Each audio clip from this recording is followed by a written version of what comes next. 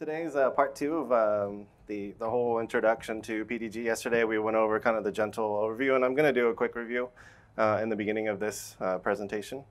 So my name is Kenny Lammers, and I've been working in the game industry now for 20 years. I've been working at companies such as Microsoft, Activision Blizzard, Surreal Software, and currently I'm at Studio Wildcard. I also created GameTutor.com many years ago because I just started seeing the need for procedural content creation in games, and I really started seeing the benefit of using Houdini and the Houdini engine, as well as Substance. But I started leaning more towards Houdini and Houdini engine because it was way cooler. And Substance, a lot of people are making tutorials for it, and Houdini, there wasn't really a lot of stuff out there, so there was a niche that I just focused on. I worked on Call of Duty 3, Crackdown 2, Alan Wake, Connectimals, Connect Star Wars, and a lot of other games. I worked mostly in a lot of central groups over the years, and so I got to touch a lot of games, right? But I wasn't there for the full production, basically. I was just going in to help like with pipeline stuff or getting teams set up with procedural pipeline, shader work, stuff like that. And currently I'm also producing educational content under the name IndiePixel. All right, so check it out. Go to indiepixel.com. I have a lot of cool Houdini, like free Houdini tutorials, complete courses that'll take you from end to end if you're, a complete beginner, and just show you how to completely work with Houdini engine. So let's talk about PDG. We're not here to talk about me so much. Let's talk about PDG. So PDG enables technical artists to develop procedural systems using visual programming. All right, this allows us to actually take our previous workflows with the Houdini engine and start to build up a system that's more like an application. So if you're familiar with programming concepts, right, you start thinking of your HDAs as small little classes. All right, well, with PDG, we can actually build a whole application with that. We can actually build a whole system that performs a bunch of work that previously our previous HDAs would just perform a single function. All right, so it uses the top context, which stands for the task operator. There's a brand new concept inside of Houdini that they introduced in Houdini 17.5. And this is how we actually go and access the PDG technology. And PDG stands for procedural dependency graphs. And we'll start to see why as we get through the presentation a little bit more. All right, we want to start building up relationships and dependencies between all of our HDAs so they know a little bit more about each other. All right, and basically this enhances the current Houdini engine workflow. And honestly, it really changed how we actually work with the Houdini engine in the past. It changed it for me because nowadays I can actually start to work with just a single HDA to produce an entire level. Right? I don't have to drag and drop a bunch of HDAs into my Unity scenes anymore. All right, so let's take a look at the results of the demo that I built for GDC in particular. Everything that you see here was built using PDG and Unity, and everything here is procedural except for the airplanes themselves. Those are all still hand modeled inside of Maya. But basically, what I did is I went back and forth with side effects, and we started to develop, a workflow around PDG. And this is kind of really where the PDG asset link started coming into play, and we'll take a look at that here in a second. But we started to develop more of a workflow around how do we build large levels using PDG. What does it look like? What's the workflow for an individual indie game developer like myself, right? And these are the results. So basically what we're doing is we're building up a set of artist tools. And these artist tools are individual HDAs themselves, but they don't have a lot of functionality in them. And this keeps them super speedy while you're working in the actual editor. But we're feeding all that data into PDG, and it's producing us the final result. So it's creating this whole level for us. And like I said before, this whole level was created with one single HDA. All right? It's just that inside of that HDA is a top network. And inside of that top network, we have a bunch of HDA processors and a bunch of other top nodes that are pulling in all the data for us, processing it, and then spitting out the results for us. All right? This is much easier to manage than the older, or I would say, current workflows inside of Houdini engine, what we're all kind of used to,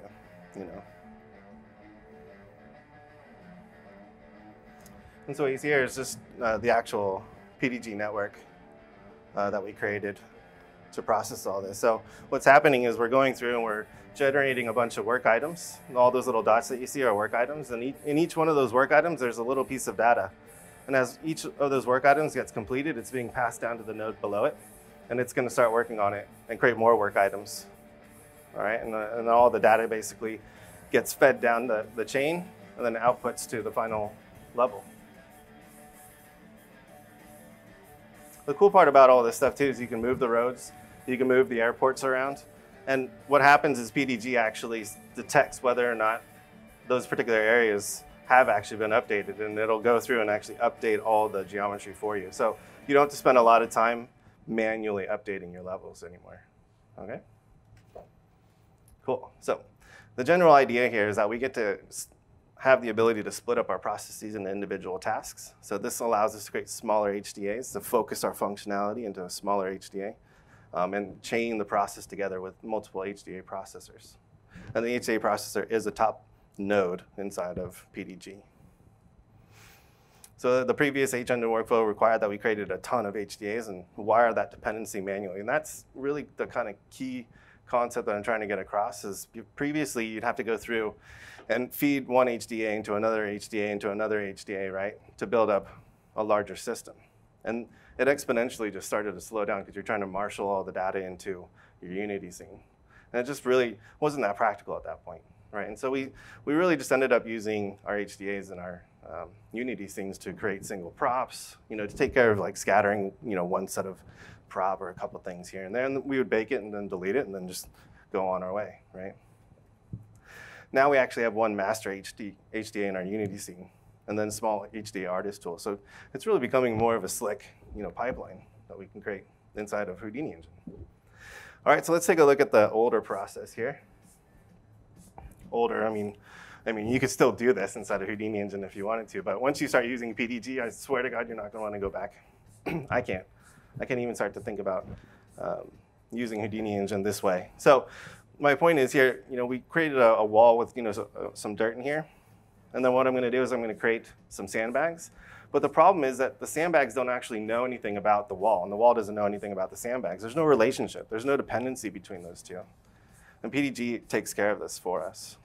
All right, we can actually create those dependencies, those relationships. Same with the ladder here. All these HDAs are independent of each other, right? So if I were to move the wall, it would intersect the sandbags. It would intersect the ladder. And same with the guard tower. None of the HDAs actually know anything about anything else. And so it's really hard to manage from an artist standpoint, all these. They spend a ton of time manually moving these things and tweaking all these HDAs. And it's really cool to procedurally, place all this stuff. But you'll quickly find out it's also a pain to move these things around and update them constantly. So we really wanted to take care of that with PDG. And so our new enhanced Houdini Engine workflow allows technical artists to assemble a procedural application. No code, but you can still add code inside of PDG. There's a Python top network or top node. You can also still add all your VEX and stuff like that. You can actually program your own custom schedulers and stuff like that inside of PDG. So you can still code a custom pipeline.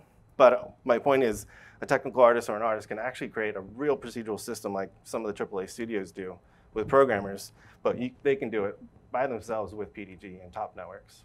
Right? So there's a lot of power in that.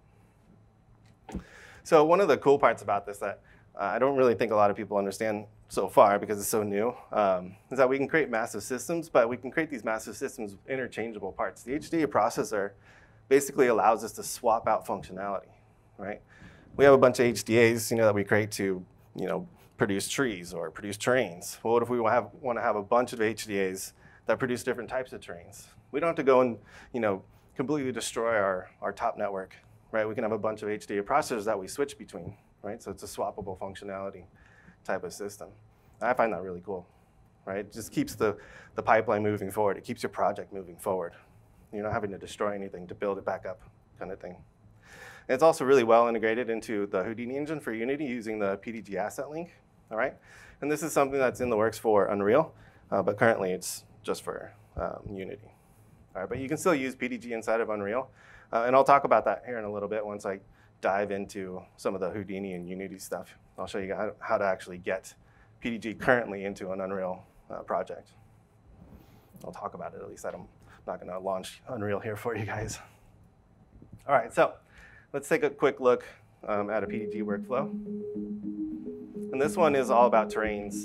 and scattering. Yesterday we went over, just a really general idea of, constructing a basic top network. So what we have here is the local scheduler, and this is basically your task manager. It's what's actually managing what nodes are, currently firing off the task and the work items and stuff like that, what's getting passed down and who's done and who's not kind of thing. But what's really important here is that we actually have the PDG asset link, and this allows us to control our networks inside of Unity. So what I'm doing here is I'm actually just testing out my initial setup. I do this a lot when I'm creating a new top network. I just want to get things up and rolling inside of Unity. And so I create a really basic top network.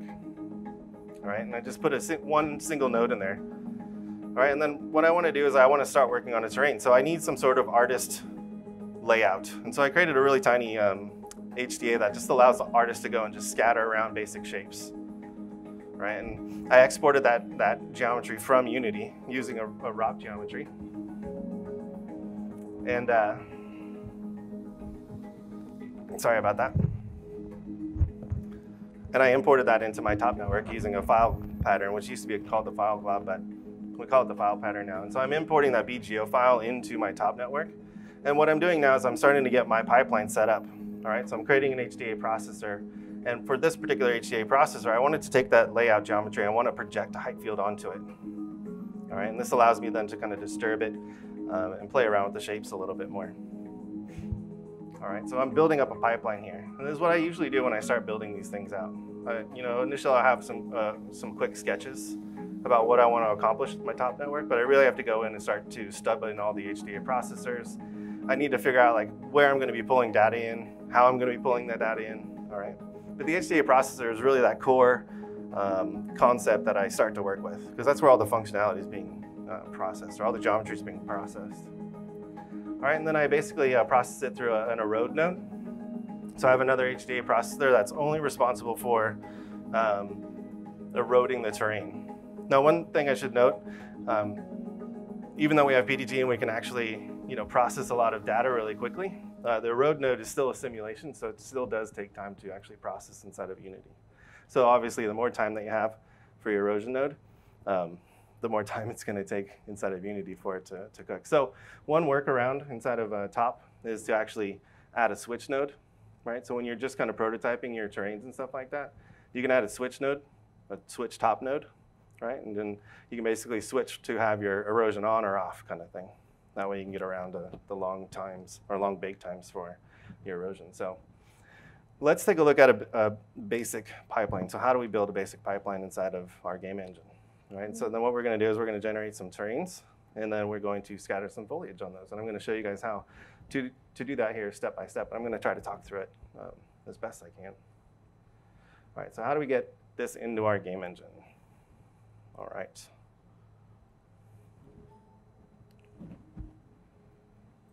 Cool. So it all starts with a top network and a geometry node, and then I wrap that up into a subnet. All right. And all you really need to do with the dummy node is just to put a null node. And the reason why we do that is just so that we basically force the top network to be the node that is loading the geometry, all right? And then the next step when you're starting this out is to set your pathing inside of your local scheduler, and then to set your path inside of your environment variable inside of Unity. It's very important because you want all your files to basically go to the same spot, right? So as we're testing our network inside of Houdini and are testing our network inside of Unity, we have a central location where all the data is being baked out to. This will just make your lives easier so you're not losing all your data, right? All right, and then like you saw before, I usually do this. I'll test it out just to make sure that my top network is actually working inside of Unity. I'll just throw down a wedge node and produce a couple of random values right here. So I just created 4 wedge counts and did a random number between 1 and 10. And then I transfer that top network over to my Unity project. All right, and I've already set up my pathing. Okay, and then I launch the PDG asset link, and you can see I have 4 work items that have been produced. All right, so that's how you get the initial pipeline up and running. So from there, you can then start to develop your HDA processors. All right, so let's take a look at that. All right, so what we're going to do is focus on terrains now. All right, so I know everyone was curious about this yesterday. So again, like what I did, I created an HDA that really just did a basic scatter. Now you can take this and create a bunch of HDAs that artists use that have really basic terrain shapes, and they go and stamp it around on some sort of grid, and then they export all that out to a VGO. And then let them export it out to the project, and then they can import all that geometry into their top node. So what I'm going to do is drop down that file pattern node again, and I'm going to look for the layout geometry that I created inside of Unity using a ROP geometry node.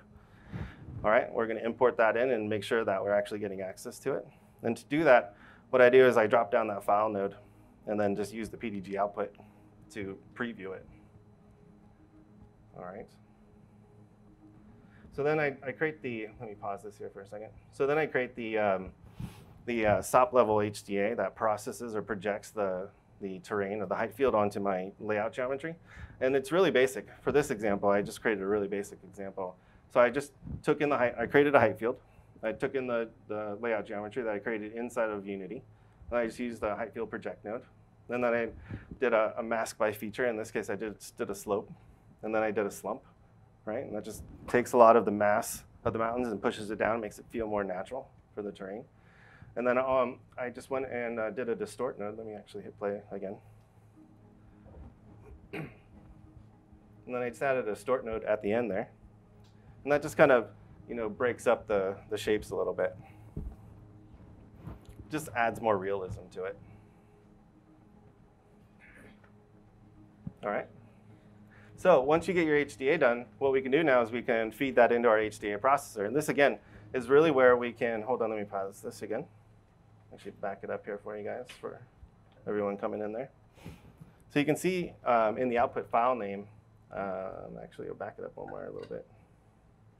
I was looking for something else.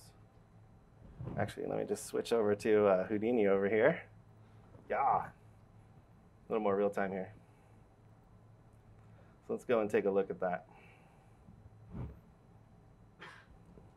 So this is what the final HDA looked like. So again, there's smaller functionality inside of our HDAs. We can break everything up into smaller tasks, so we don't have to have these massive networks in one HDA anymore, right? It's a good idea to do this, try to break it up a lot more. All right, and so basically, yeah, I went and distorted it. Then I did a height field wrangle. That way I created a mask. And I'm doing all the texturing here. This is where that grid texture is coming from. So if we go back into Unity, you can see I have this grid texture right there. So I'm assigning an attribute. And that's this Unity HF texture diffuse attribute. And I'm controlling the tiling with this attribute right here. All right? Super simple. And the reason why I only have this for the path to that texture is because it's in the resources folder inside of Unity. Makes it really quick to access that stuff, so you're not having to type out long strings, right? So it's right over here. Cool. All right, so then inside of the top network, let's take a look at this here really quick.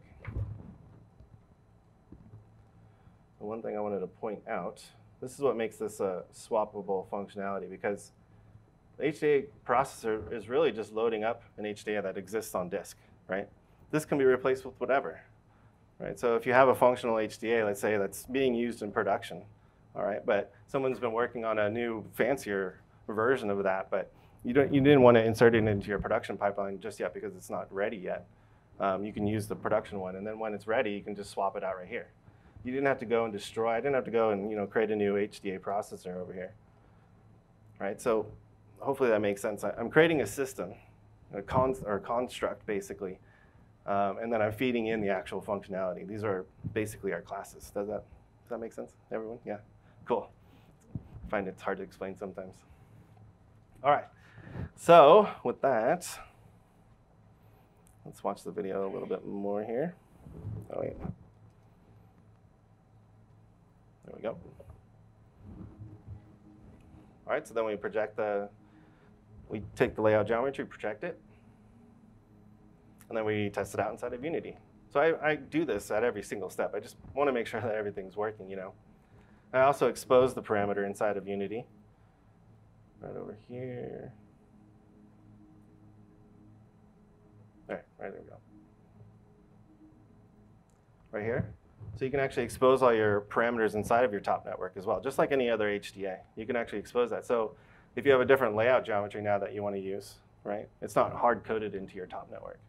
So now I can literally just go into Unity and just change out which geometry I want to do and just rerun the top network again, and I'll get a new level, okay? All right, so now I'm clicking. And you notice that I have the auto load results and show results. So if I go back into Unity over here, let's take a look at this stuff. This is really cool because what you can do is you can actually go into the PDG asset link. And you can see all the nodes that I have inside of my top network right here. And you can also have multiple top networks inside of your Unity scene as well, right? But I have a bunch of these top networks in here that I built inside of Houdini over here, and I have access to them using that PDG asset link. And this allows me to go and say, well, okay, so I want the result from the scatter node, but I also want the result from the erosion node, because the erosion node is really where the final terrain comes out. And then the scatter node is really where all the final trees get produced in this case, all right? So it gives you a lot of kind of access to the actual network from the PDG asset link. So you never have to go back to Houdini to say, like, this is the final node, right? This is the final output node kind of thing, like we usually do in our HDAs. We can load results from multiple nodes inside of our network, so it makes it really powerful. All right, let's go back.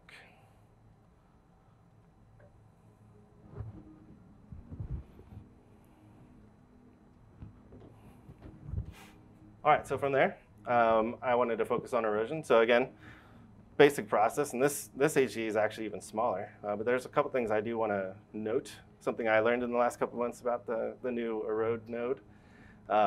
Previously, I was using a time shift node to control how many frames I was actually using to erode. But the new erosion node actually allows us to just freeze at a current frame. So I'm going to show you that, guys, really quickly. I didn't know about it, so maybe you guys know about it, but I didn't know about it, so I wanted to point it out for you guys. So let's go back into Houdini over here. So if we take a look at the SOP level HDA, and by SOP level HDA, I mean it means that it's an HDA that has to exist inside of a geometry node. It doesn't exist up here at the object level, okay? So if I go into a erode node here, give it a second. It's probably not going to like the output either. Let me actually produce the proper output. So when you're testing these things, you need to make sure that you're feeding in the correct output. Right, so I'm selecting the result from the project layout node. All right, and now I have the correct result. So I want to erode the projection terrain, I don't want to bring in all the points from the scatter node. So let's go and take a look at this guy. I'm just going to hit escape so we're not actually eroding.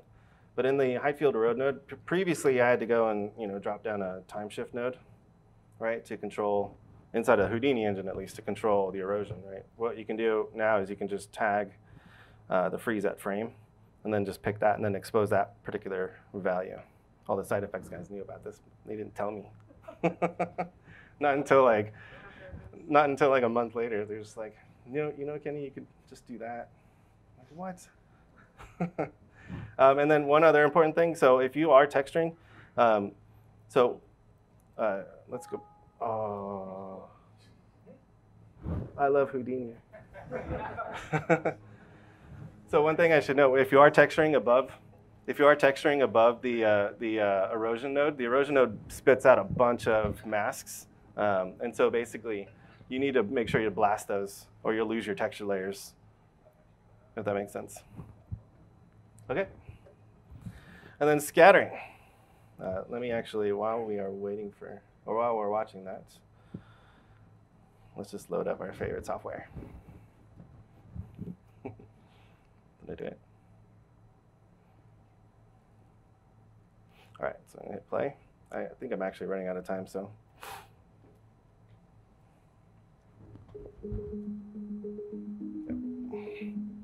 All right, so in the scattering node, so I'm bringing in the result of the erosion, all right? And then I have another HDA that I made that literally just takes in the eroded terrain and then processes through a bunch of mask by features. And so I did a combination. Let me actually do this here. So I actually did a bunch of different mask by features. So I did a slope, curvature, and then this one was a height mask. And what I did is the slope one was the original one, and then I just subtracted the curvature, and then I subtracted the height from it. That way I get my final masks for my scatter itself. And then I used all that to scatter the points. And in the final demo results, which is in the course that I created for PDG, I used a little bit of the new hierarchical scattering, but I also did a combination of that with some custom vex that I wrote to make sure that stuff was removed around rocks and just some custom things that I really wanted to do. All right, so then again, I'm just going to add another HDA processor and feed in the scatter HDA. And that is pretty much the gist of getting a basic pipeline in place. Obviously, you can get very, very complicated with these top networks.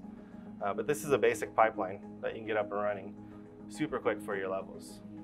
And I highly encourage you guys to go and check out the course that I made. It's up on the SideFX website, and I have the link here in just a second. But it's a 4-hour course that'll run you through how to create a more complex pipeline where we're importing geometry to clear out foliage and replace it with new foliage and do roads and create a more advanced scattering system that takes care of rocks and bushes and trees and the interaction between all those and the interaction between the terrain and stuff like that, and how to split it up into tiles and how to use the auto update function using partitioning by bounds and stuff like that. So there's so much functionality inside of PDG, and I love using it now.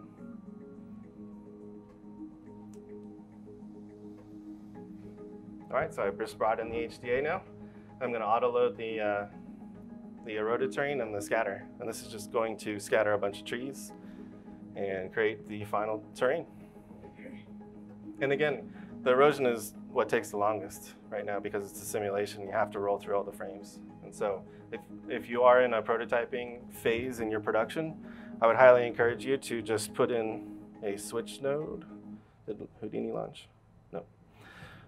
I would show you guys that. Just put in a switch node, that way you can bypass the erosion, right? And then when you're ready to erode it, then you can go and erode it. So there you go.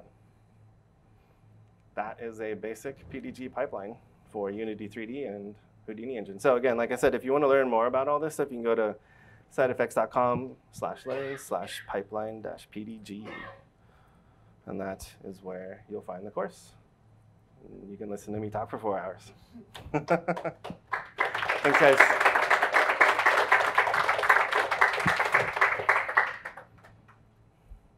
If you guys have any questions, I think I have a couple minutes, actually. Yeah, what's up? Hey, one of the bottlenecks that I was running into Sure. doing HDs for Unity was the inputs. Yeah. Meaning, like, you have to hard link the inputs, right? So you have to, like, select which geometry you're importing or whatever. Yeah. Is there any way, or the new system, is there any way to, like, point it to a folder Yep. in the editor and say, I just want to grab everything that's named _tree? Yep. Like that? Oh. So yeah, in the course I show basically how to look at a folder that already exists inside of Unity. This is how I brought in all the variations of trees and rocks and bushes that I had, right?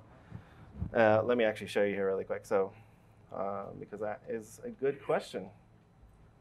Yeah, let me load the full demo here for you guys.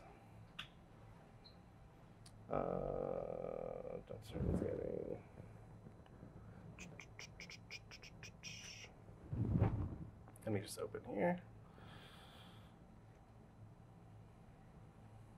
Train tops.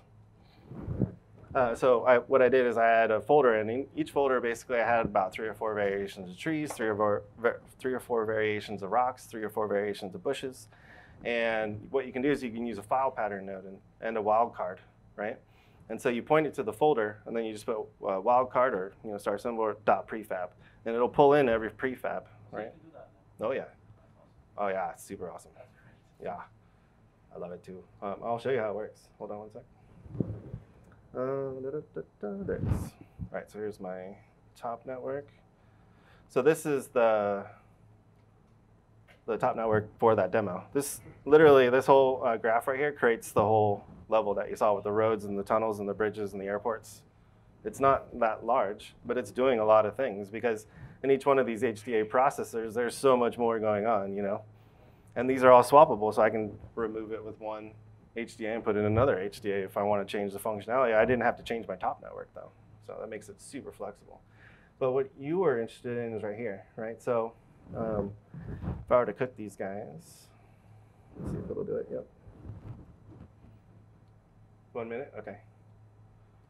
So I'm gonna cook this guy. Cook, PDG, cook. There we go. All right, so what I did is I went and you can see in each one of these I have now a path to a prefab. And if you look at the file pattern for this up here, it's just looking in the particular folder with the wildcard and prefab. And this is just a parameter that I exposed up here. So where's all the trees? And I just provided that folder and then the wildcard or the pattern that I'm looking for, right? Yeah. And then what I did, thanks to Salon at Side Effects, he showed me how to use the CSV output, right? So you can see here I have a merge node, and it's merging together all these paths for me. And then what I'm doing is I'm partitioning by node. You could actually use a wait for all for this as well now. But it's putting all those into one file now. So I have all those paths now into one file, and I'm writing it out to CSV. So if I double click on this, it's writing it out to a CSV file, which I then use a table import node inside of my HDA processor, and I parse the CSV and that with Python inside of that.